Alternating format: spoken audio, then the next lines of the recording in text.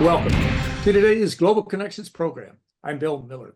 Today we're going to be talking about a very interesting project called the Millennium Project. Our guest is an expert on this topic.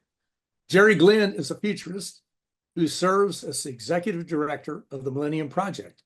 He authors an annual publication titled State of the Future. He was the executive director of the American Council for the United Nations University and the deputy director of Partnership for Productivity International. Jerry was also a Peace Corps volunteer from 1968 to 1970 in Malawi. Jerry Glenn, welcome to today's Global Connections program. It's nice to be here. Great, glad to have you again. Let's just go right into it. What is the Millennium Project? What's it about? What's your main goal? The main goal is to improve thinking about the future, because we got so much nonsense in our minds about the future, from science fiction to spins and all kinds of different stuff. The majority of people alive today will be alive in 2050. So we should take 2050 seriously. And the majority of babies born today will still be alive by 2100. So we got to take seriously the future. But the thinking about it is awfully muddled around the world. So we wanted to create a think tank, a decentralized global think tank with nodes around the world, nodes or groups of individuals and institutions that connect local thinking with global thinking. And we have nodes in Iran and in Israel, in Pakistan and India.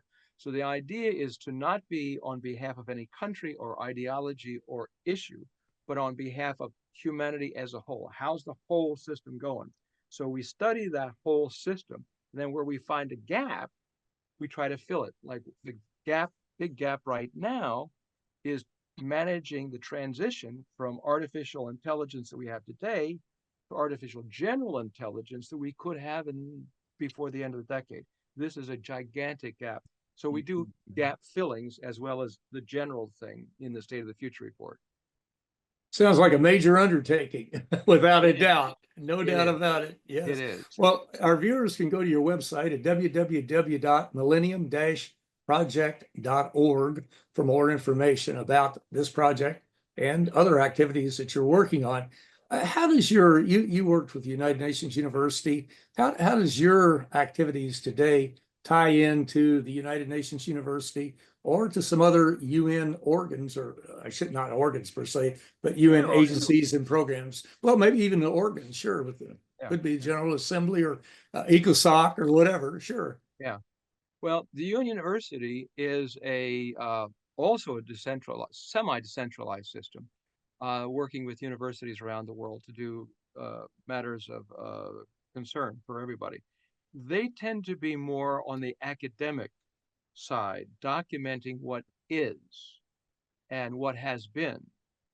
There was tremendous resistance to the idea of the Millennium Project in late 80s when we started looking at it, because the idea was, how could you seriously study the future? It's not there yet. You have to have something there. And futurist methodologies are all over the place. We'll listen to taxi cab drivers as well as we will to the President of the United States. We're looking for data everywhere. And so we ride a little loose in the saddle. So the UN University wasn't too crazy about that. So we eventually went independent. But we worked with FAO, we've worked with UNESCO, World Bank, a bunch of different international organizations, because of course they're interested in the global future themselves. Exactly right. You mentioned UNESCO, the United Nations Educational, Scientific, and Cultural Organization, and FAO, the Food and Agriculture Organization. And if our viewers want, they can go to their websites at FAO.org and UNESCO.org. They get information. Well, you just had a release of a very interesting project or report, I guess, the State of the Future 20.0. What exactly is 20.0? It's the 20th State of the Future we've done. We used to do them annually for many, many years, but I got tired of losing my vacations in summertime. So we figured, okay, let's have a version control rather than a particular year. So I'd have a little bit of flexibility on time. But we will be coming out, if all goes well, next week, September 15th, we will hopefully have a release of it, and people can then get it. Very good. Well, let's talk about some of the components or elements of it. And one part is managing the transition to AGI. Now, some of our viewers may say, well, AGI is adjusted gross income, and others may say it's artificial general intelligence. What That's right. exactly is it, and how do you define it? Right. The artificial general intelligence, or AGI, not here yet, as far as I know. I mean, the militaries may have something that I don't know about, but as far as the public's concerned, we don't have it. And what AGI is that's different than the AI we have today, the narrow intelligence. What we have today is called narrow intelligence. It's a search engine. It's face recognition. It's answer your question. It's a specific thing. And you're telling it what to do, and it's responding on pre-trained databases, collected stuff of what is now. General intelligence is quite a bit different. Artificial general intelligence is more like us in the sense that it can address novel problems with novel solutions, and it can act. Uh, so you might say to artificial general intelligence, solve the Middle East issue. So it might very quickly review all of the treaties, all of the statements, all of the law, all of the sort of stuff, and see where the gaps holding things up, who knows the most about those gaps, and then make phone calls and act like a human being because it'll pass the Turing test, and then put together some agreements and so forth and see what's possible. So it acts like a superhuman in that sense, doing all kinds of stuff. And the reason there's this transition is so important is because there's a third kind of AI. The first, the narrow, the second, the general, the third is super. Super intelligence, it acts beyond our understanding and beyond our control. And the only way that we can make sure that turns out in a good way is how we make the transition from narrow to general, because that we can control. That's right now. And that's where the UN will come in as an important player on this as well. It certainly will, yes. Well, now we've got this resource, I'll just call it a resource at our disposal, hopefully. And how will this tie into us dealing with this seemingly intractable problem of climate crisis, climate change, or even dealing with organized crime, international crime, that type of thing? How can we use it to improve the situation with those two topics? Those two topics are two of 15 global challenges that we have in the State of the Future report. And each challenge, climate and organized crime, gets a very precise overview of about 1 to 3 pages. Very precise. What do you really got to know? And then a list of actions that have been vetted by people around the world that think that these are important things to do. And then regional considerations, like what do you think of, what's the implications for organized crime or climate change activities in Africa, in Asia, Latin America, and so forth.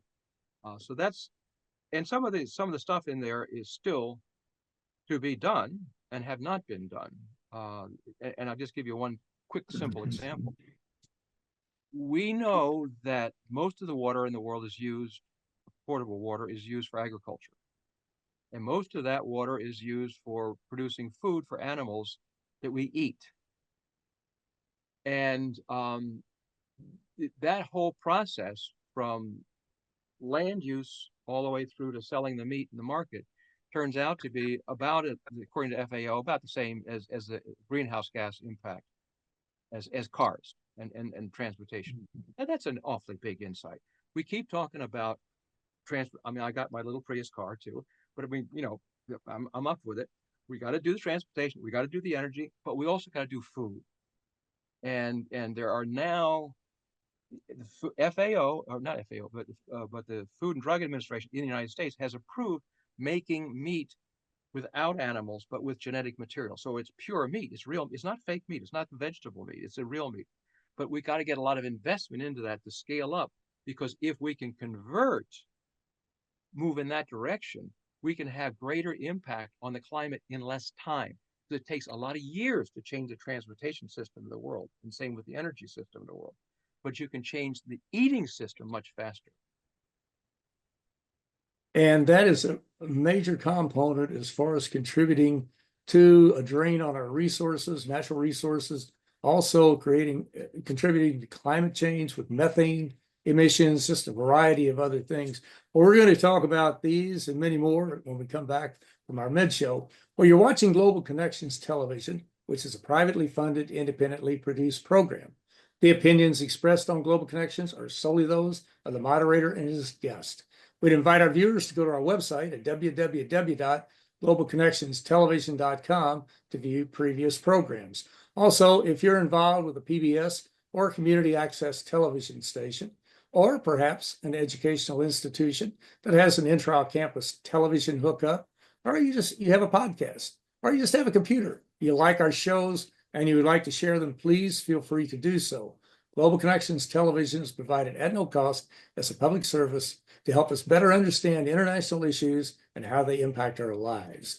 Today, we're talking about a very interesting project called the Millennium Project and the person who's responsible for it.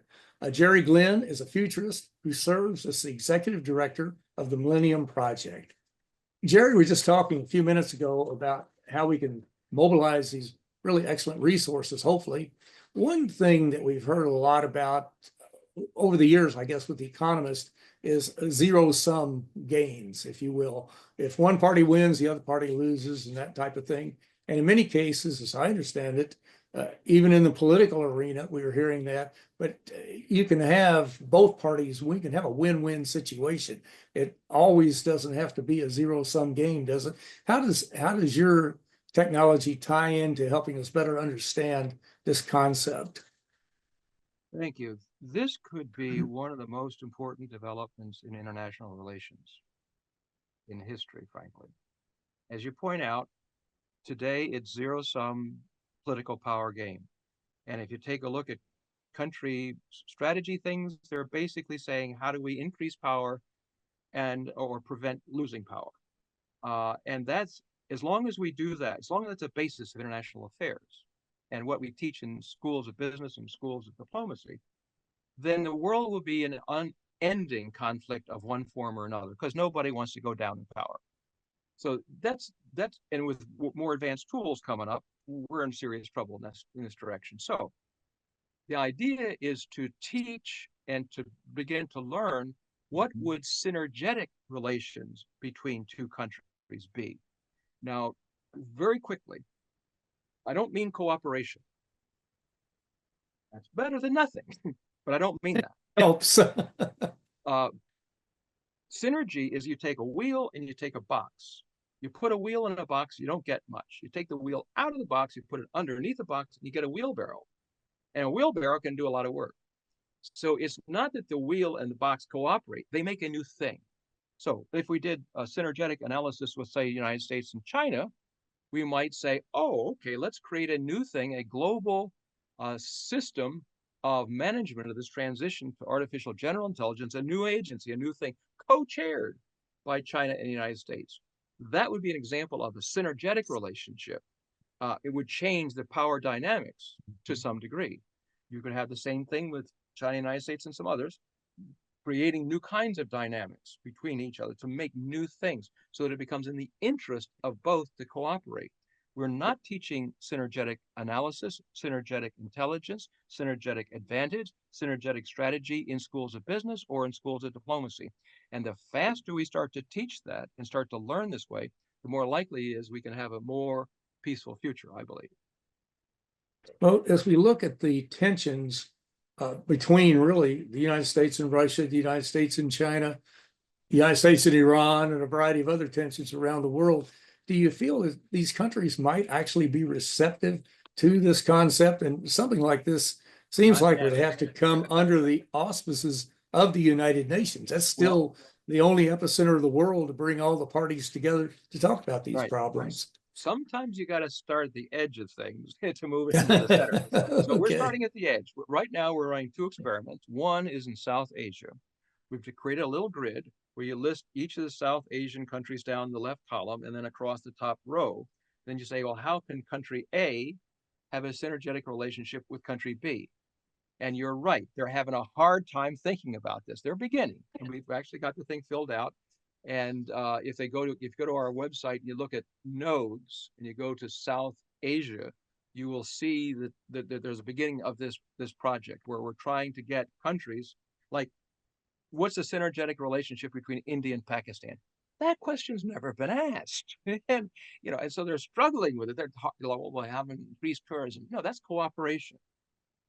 Again, synergy or creating a new thing where the two are interlinked in such a way that they don't want to have a conflict. But you're right. This is such novel thinking. They're having a horribly difficult time thinking it through. But it's beginning, and we're doing another one with different institutions as well. Synergies that normally wouldn't pay attention to each other. It seems like the United Nations, who's really been in the forefront of leading the charge, or at least promoted a discussion of this climate crisis, and by bringing the countries of the world together in various conferences over the years, really, oh golly, for decades now, and Right. focusing on this, or at least trying to get countries to think about this, coming together to cooperate and to look at new ways to defuse these very volatile situations and to deal with these crises that literally could destroy the planet.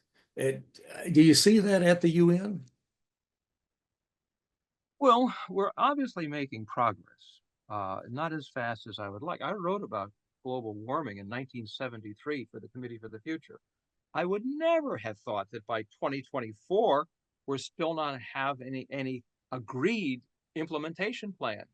I mean, there's nice goals, there's nice speeches, and there has been some progress. You take a look, some of the countries are actually beginning to reduce, United States and some others. But we've still got horrendous problems with energy coming up with all this AI stuff and blockchain stuff. The demands are really tough there. But yes, the UN has been making progress, and there's no point in giving the UN a hard time. But what was useful is say, how do we get more serious? How do we get into implementation? How do we get into enforcement? We have no real enforcement system on climate change. Exactly. And the UN, even though it is the epicenter of the world, it still relies upon the good faith of the 193 countries that are members. They have to make a program successful or make it fail, whichever it may be, and it's up to them to do it. Well, there's so many issues we could talk about. Climate change still, in my opinion, is still the number one crisis, even with all these others out there. But the second one is some kind of nuclear confrontation.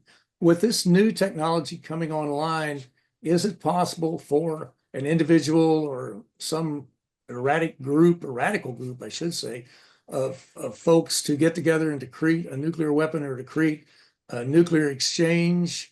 And if it is, how do we avoid that? Well, the making a nuclear bomb, as a guy named Ted Taylor pointed out a bunch of years ago, could be done by a relatively decent physics college student. But the easier stuff is the dirty bomb. You just use some smuggled uranium, and so far that hasn't happened, which is very nice. And I want to credit the International Atomic Energy Agency for preventing a lot of these things. I understand there's some smuggling and non-accounting going on and so forth, but it's done a pretty good job so far. You started to hint at the idea of the new technologies. So it's not only this in the nuclear ability to smuggle and to make dirty bombs, but there's also the potentials of synthetic biology making pretty serious germ warfare stuff, where eventually an individual acting alone could make and deploy it.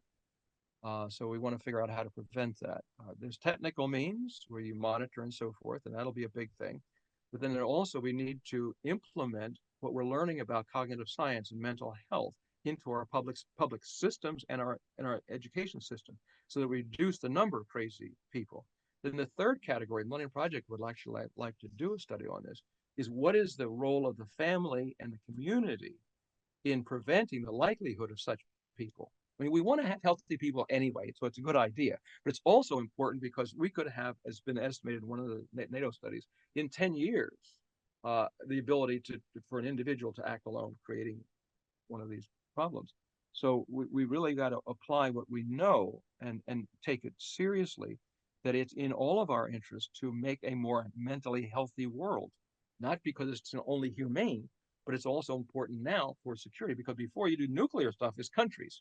But with this individual, that's going security all the way down to the individual. How the heck do you do that? That's a much more complex deal. So those are three elements I would say: is the human, the technical means by countries, applying the education and knowledge in the public education and television systems and so forth.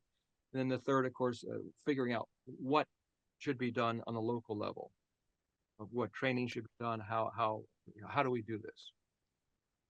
And I'm glad you mentioned the IAEA, the International Atomic Energy Agency.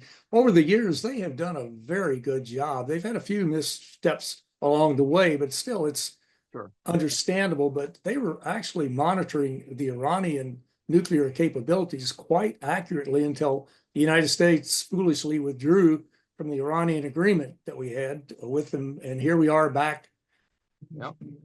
flashing swords at each other. So Right. anyway, they have done a very good job. And of course, that Yeah. is a UN agency, but it gets very, very little, excuse me, very, very little publicity and very little credit. But anyway, well, Jerry, we're down to our last minute or so. Let me ask you, what message would you leave with our viewers as to what we should do? What should we be looking for? And how can we participate in helping to create this better, safer world? I would ask your viewers to go on our website. You don't have to read the whole State of the Future. I'd like you to do that because it's really great stuff and it's important stuff. But you can see the 15 global challenges overviews online free of charge. I would start right there. It's some of the best stuff. I mean, people who review this stuff constantly say it's the best stuff out there because there's certainly bigger books on some of the topics, but not everybody's going to read the big book. So these are like precise briefing, what you should know that's not being done that ought to be done. And that's free of charge for anybody on our website.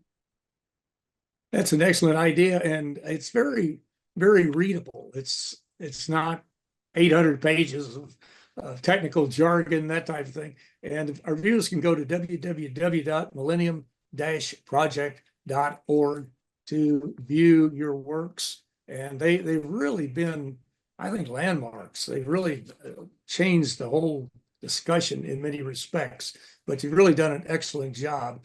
But Jerry Glenn, I want to thank you so very much for a very interesting and a very informative program. Thank you, sir. I'm Bill Miller. Thank you for joining us today on Global Connections Television.